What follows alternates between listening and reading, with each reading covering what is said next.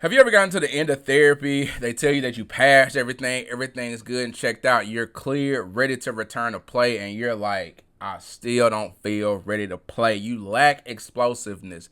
You lack the comfort to be on the field with your teammates. And you are sitting there questioning, is this ligament or injury or whatever I had done, repaired, healed?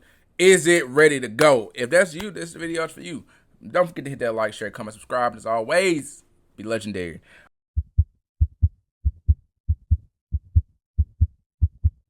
I'm Justin Miller, owner of Legends of Athletics. Been in the sports performance industry over the last 11 years. Work with countless athletes, helping them go from good to great to legendary.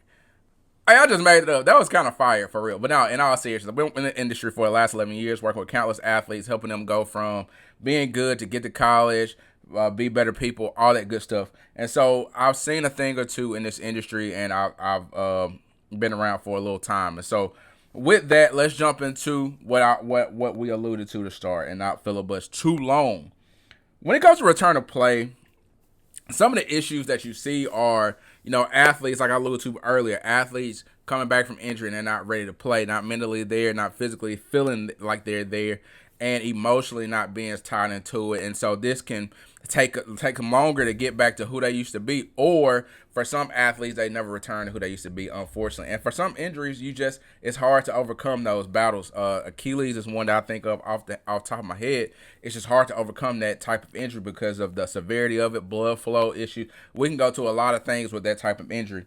The next thing is going to be the lack of effective communication with your physical therapist. So some people don't communicate effectively with their therapist, or even if they do try to communicate, their therapist may not reciprocate back. So it may not be an open line of communication. It may just be patient to therapist, or just only therapist to patient, and they don't feel comfortable communicating with that person.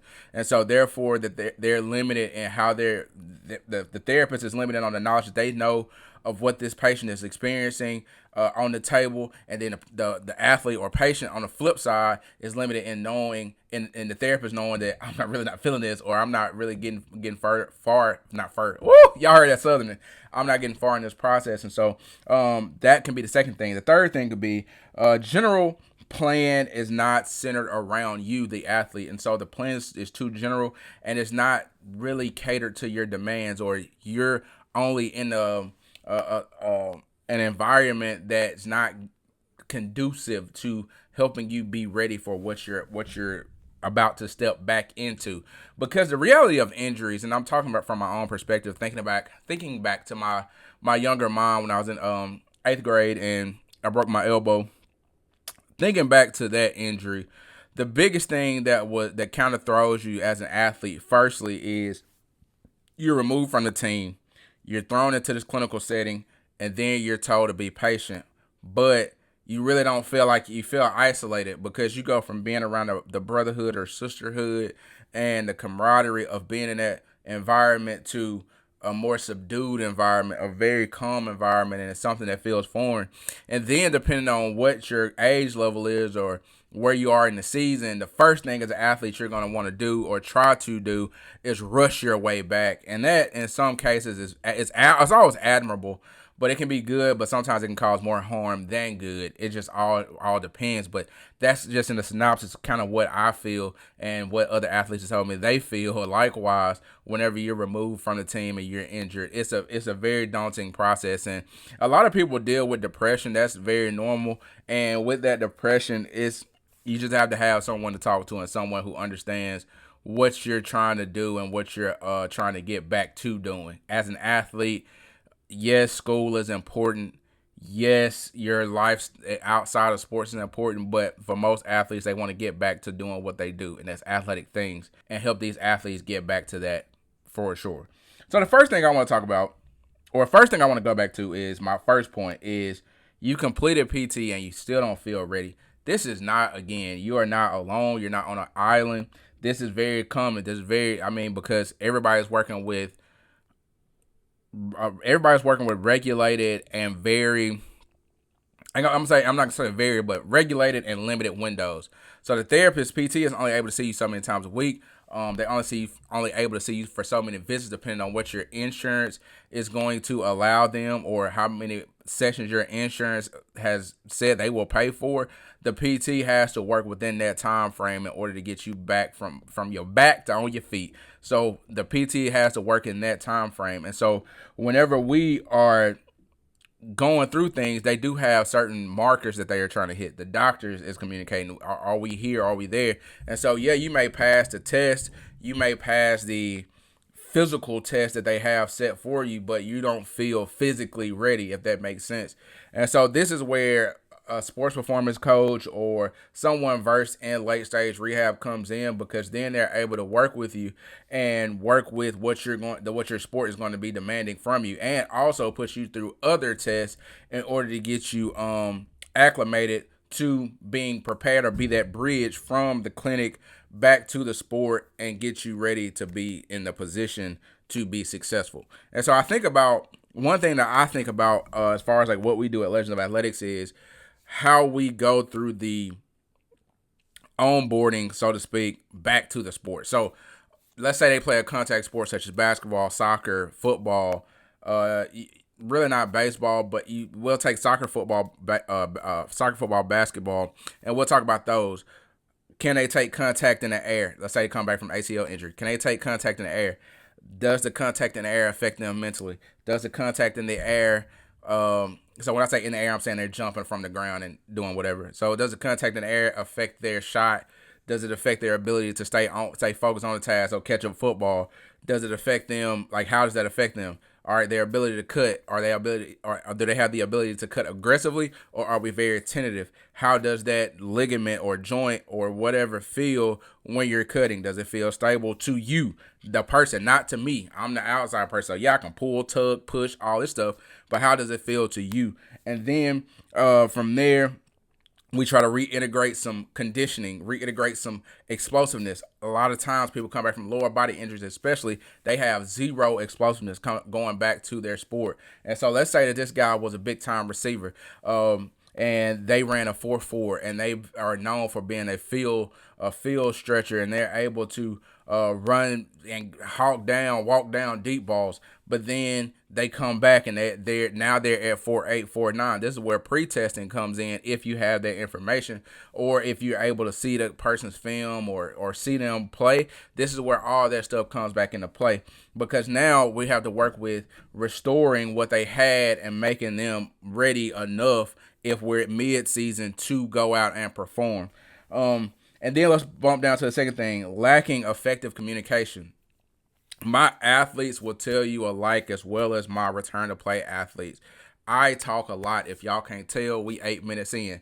I talk a lot, and I'm going to ask a ton of questions. Not to be soft, but I have to ask these questions to see where we are. There are sometimes an athlete will say, I'm not comfortable with this movement, or I don't feel, something feels off, and you have to yield to that. Or notice I didn't say stop, I said yield to it.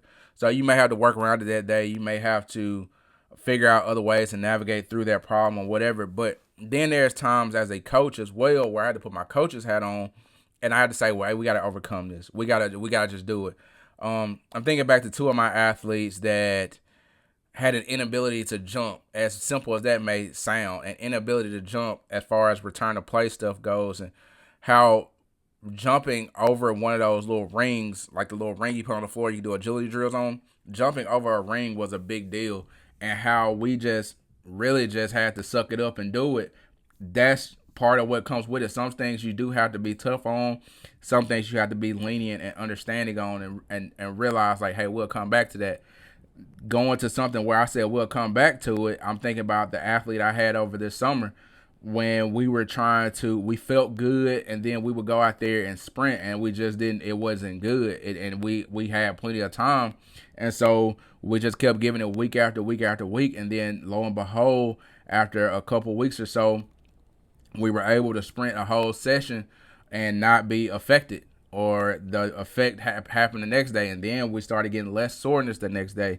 And so we just went through that trial by fire. And so those are 2 or 3 scenarios where I say part of that is you got to understand the athlete. Then the other side of that is I have to be cognizant, be understanding, but be aware of what's going on. Then the other side of it is I got to be a little tougher, and we have to just go through this obstacle in order to make progress. And so everything is not soft. Everything is not soft for sure. Some of that stuff is a little rougher. You just have to be, like I said, be aware of what's going on. Then, like I said, last thing, a general plan centered around need. And so a general plan is, if I see, all right, so a general plan is when I see some athletes, right, we'll go through the same general, what I would do for anybody speed wise. Like, we're going to do this drill. I got a couple drills I like to do. We may do A series, then come back and do basic box jumps and things like that. And in that regard, that's general. But if I have an athlete, let's say this athlete's dealing with something with their hip, or this athlete's they're not dealing with their hip, but it's a lower body injury and they've been sitting down for a while. Well, now we have to address, when this athlete stands up, are they standing completely straight? Is the pelvis neutral, or is the pelvis, do we have some anterior pelvic tilt or some posterior pelvic tilt? And then from there, everybody's gonna squat. So is the glute medius working, and the glute med, is that working? Do we have some pelvic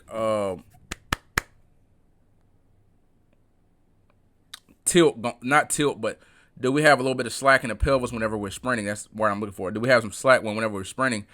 Are the hamstrings firing, or is the quad doing all the work? These are things you have to kind of look at, test, retest, manually, get your hands in there and kind of move around, and things that you have to do and mow through. And so that's why, like, the general plans do work for most, but then sometimes you gotta just get a little more patient or athlete centered in order to get the best from that. What's the breakdown? What's the leaking point? So is this a true quad injury, or is it an ineffective hamstring? Is this an ineffective glute? Is this shortening of the hamstrings and too much stretching of the shortening of the hamstrings, too much stretching of the quads due to a lot of sitting happening? What's going on? So if we can figure those things out, then that's what I'm saying when I say going to a centered around what the athlete is going through, what the athlete's feeling. And if we can address these three things, there's more to it, but these three things, we're able to have a more effective return to play protocol and outcome versus just playing with ideas, throwing spaghetti at the wall and seeing what's going to stick.